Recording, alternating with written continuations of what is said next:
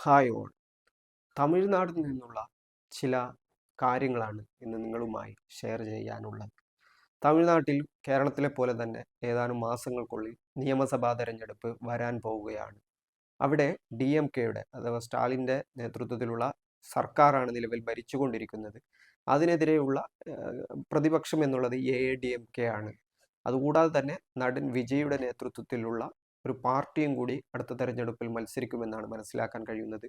വിജയ് തന്നെയായിരിക്കും ആ പാർട്ടിക്ക് നേതൃത്വം നൽകുന്നതും അവരുടെ മുഖ്യമന്ത്രി സ്ഥാനാർത്ഥിയും എന്നതാണ്. പക്ഷേ വരാൻ പോകുന്നത് മറ്റു ചില കാര്യങ്ങളാണ്. ഡി എം കെ മുന്നണിയിൽ നിലവിൽ കോൺഗ്രസും CPM-ഉം അതുപോലെ തന്നെ തമിഴ്നാട്ടിലെ ചില പാർട്ടികളടക്കം നിരവധി മുസ്ലിം ലീഗ് അടക്കമുള്ള നിരവധി പാർട്ടികളുണ്ട്. ഇപ്പോൾ SDPI-യെ കൂടി DMK മുന്നണിയിൽ ഉൾപ്പെടുത്താനുള്ള ചർച്ചകൾ നടന്നുകൊണ്ടിരിക്കുന്നു. അതിൻ്റെ അന്തിമഘട്ടത്തിലേക്ക് പോയിക്കൊണ്ടിരിക്കുന്നു എന്നുള്ളതാണ് തമിഴ്നാട്ടിൽ നിന്നുള്ള വാർത്തകൾ പ്രകാരം മനസ്സിലാക്കാൻ കഴിയുന്നത്.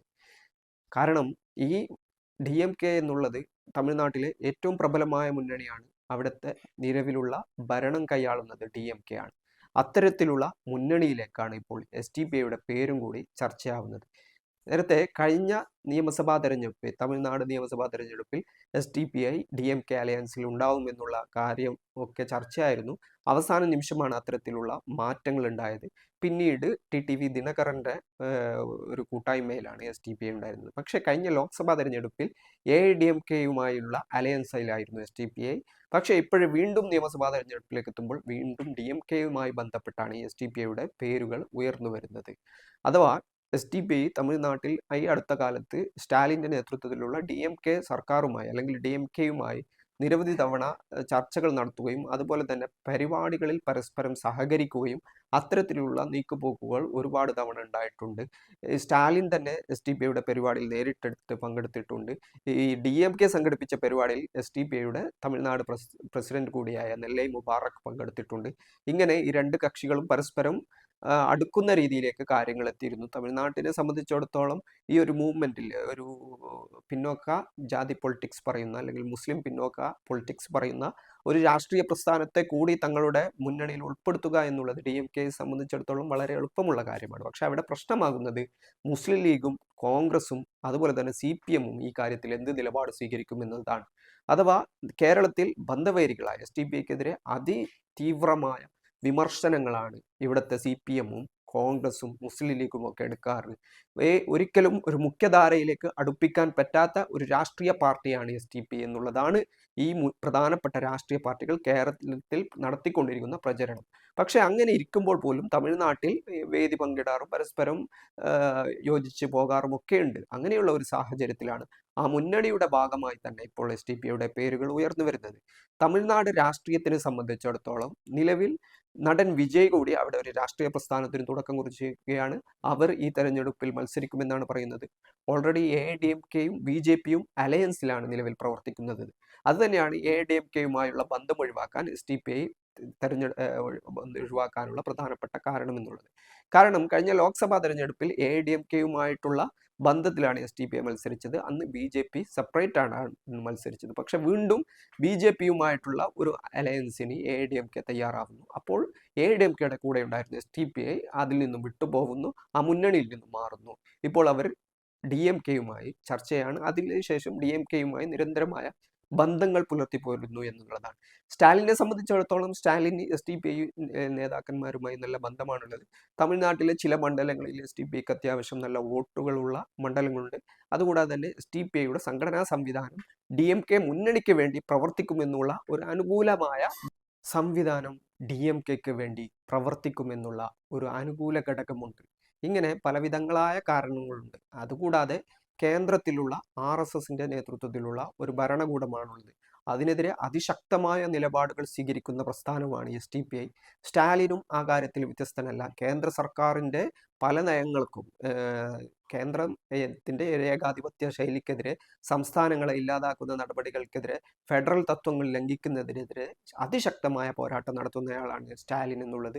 SIR-മായി ബന്ധപ്പെട്ട കാര്യത്തിലും അതുപോലെ തന്നെ ഈ കേരളം അടക്കമുള്ള സംസ്ഥാനങ്ങൾ സൈൻ ചെയ്ത വിദ്യാഭ്യാസ നയങ്ങളുടെ കാര്യത്തിലും അതിശക്തമായ എതിർപ്പ്, പല PM ശ്രീ ഒപ്പിടാത്ത കാര്യത്തിലൊക്കെയുള്ള അതിശക്തമായ നിലപാടുകൾ സ്റ്റാലിനെ സംബന്ധിച്ചിടത്തോളം ഉണ്ടായിരുന്നു. അതുകൊണ്ട് തന്നെ ഇവർക്ക് പരസ്പരം യോജിക്കാൻ പറ്റുന്ന ഒരുപാട് മേഖലകൾ ഉണ്ട് എന്നുള്ളതാണ് ഒരു യാഥാർത്ഥ്യം. ഈ ഒരു പശ്ചാത്തലത്തിലാണ് ഈ ഒരു ബന്ധത്തിന്റെ പ്രസക്തി മനസ്സിലാവുന്നത്. പക്ഷേ ഇപ്പോൾ അത്തരം ഒരു അലയൻസ് ഉണ്ടായാൽ ആ മുന്നണിയിൽ SDPI കൂടെ അംഗമായാൽ തീർച്ചയായും കേരളത്തിലുള്ള ഈ മുന്നണികളെ സംബന്ധിച്ചിടത്തോളം, പാർട്ടികളെ സംബന്ധിച്ചിടത്തോളം കേരളത്തിൽ ലീഗ്, CPM, കോൺഗ്രസ് പോലെയുള്ള പാർട്ടികൾ അതിശക്തമായി SDPI വിമർശിക്കുന്നവരാണ്, SDPI അംഗീകരിക്കാത്തവരാണ്, SDPI മുഖ്യധാരയിൽ ഉൾപ്പെടുത്താത്തവരാണ്. അതിശക്തമായ തീവ്രവാദ, ഭീകരവാദ ആരോപണങ്ങളാണ് എല്ലാ സമയത്തും ഇവർ SDPIക്കെതിരെ ഇടാറുള്ളത്. SDPI എന്നുള്ളത് ഒരു ക്രിമിനൽ സംഘം എന്നുള്ള രീതിയിലാണ് ഈ രാഷ്ട്രീയ പ്രസ്ഥാനങ്ങൾ പ്രചരണം നടത്താറുള്ളത്. പക്ഷേ അങ്ങനെ വരുമ്പോൾ തമിഴ്നാട്ടിൽ ഉണ്ടാവുന്ന ഈ അലയൻസിന് ഇവർ ഇവിടെ മറുപടി പറയേണ്ട സാഹചര്യം ഉണ്ടാകുമെന്ന കാര്യത്തിൽ സംശയമില്ല. അതുകൊണ്ട് തന്നെ ഈ അലയൻസ് ഇല്ലാതാവാതിരിക്കാനുള്ള, ഈ അലയൻസിനെ ഇല്ലാതാക്കാതിരിക്കാനുള്ള ശ്രമങ്ങൾ ഈ പാർട്ടികളുടെ ഭാഗത്തു നിന്നുണ്ടാവാൻ സാധ്യതയുണ്ട്. ചിലപ്പോൾ അവർ DMK മുന്നണിയിൽ നിന്നും ഒഴിവായി പോകേണ്ട സാഹചര്യം ഉണ്ടാകും. പക്ഷെ തമിഴ്നാടിനെ സംബന്ധിച്ചിടത്തോളം അതൊന്നും വിഷയമുള്ള കാര്യമല്ല. അത്തരത്തിലുള്ള ഒരു സമീപനമല്ല തമിഴ്നാട്ടിലെ പാർട്ടികളെ സംബന്ധിച്ചിടത്തോളം ഉള്ളത്. കഴിഞ്ഞ തെരഞ്ഞെടുപ്പിൽ AIDMKയും അതിനു മുമ്പ് TTV ദിനകരന്റെ നേതൃത്വത്തിലുള്ള പാർട്ടികളൊക്കെയുമായിട്ട് SDPI അലയൻസായി മത്സരിച്ചതാണ്. കമലഹാസൻ തന്നെ നേരത്തെ SDPIയുമായി ചർച്ച നടത്തിയാണ്. ഇപ്പോൾ വിജയുടെ പാർട്ടിയുമായിട്ട് SDPIയുമായിട്ടുള്ള ചർച്ചകൾ നടക്കുന്നുണ്ട് എന്നുള്ള കാര്യങ്ങളൊക്കെ നിരവധിയായ കാര്യങ്ങൾ തമിഴ്നാട്ടിൽ സംഭവിച്ചുകൊണ്ടേയിരിക്കുന്നുണ്ട്. പക്ഷേ കേരളത്തിലെ സംബന്ധിച്ചിടത്തോളം ഇവിടുത്തെ സാഹചര്യം വ്യത്യസ്തമാണ്. ഇവിടെ ഉണ്ടാകുന്ന പ്രചരണങ്ങൾ വ്യത്യസ്തമാണ്. RSSനെ പോലെയുള്ള ഒരു സംഘടനയെ SDPIയെ പ്രഖ്യാപിച്ചുകൊണ്ട് അത്തരം ഒരു ചിത്രം കാണിച്ചുകൊണ്ടാണ് ഈ മുഖ്യധാര രാഷ്ട്രീയ പാർട്ടികൾ കേരളത്തിൽ പ്രചരണം നടത്താറ്. ഇതാണ് ഇതിലെ ഏറ്റവും വലിയ വിഷയം എന്നുള്ളത്. ഈ അലയൻസിനെ ഇല്ലാതാക്കാനുള്ള എന്ത് ശ്രമങ്ങളാണ് ഇവരുടെ ഭാഗത്തു നിന്ന് ഉണ്ടാവുന്നത് എന്നതാണ് കണ്ടറിയേണ്ട കാര്യം. അതുകൊണ്ട് തന്നെ തമിഴ്നാട്ടിൽ SDPIയെ സംബന്ധിച്ചിടത്തോളം ഇന്ത്യയിൽ തന്നെ അവരുടെ ഏറ്റവും പ്രധാനപ്പെട്ട ഒരു അലയൻസായി വേണം DMKയുമായിട്ട് ഉണ്ടാക്കാൻ, ഈ അലയൻസ് ഉണ്ടാക്കാൻ സാധിച്ചെങ്കിൽ അത് വരാൻ പോകുന്ന തെരഞ്ഞെടുപ്പിലും അവർക്ക് നിർണായകമായ ഒരു സ്വാധീനം തമിഴ്നാടിനെ സംബന്ധിച്ചിടത്തോളം ഉണ്ടാക്കാൻ പറ്റും. ഇന്ത്യ രാജ്യത്ത് തന്നെ SDPIയുടെ മുഖ്യധാരയിലേക്കുള്ള ഒരു കടന്നുവരവായിട്ട് ഇതിനെ വ്യാഖ്യാനിക്കപ്പെടാം.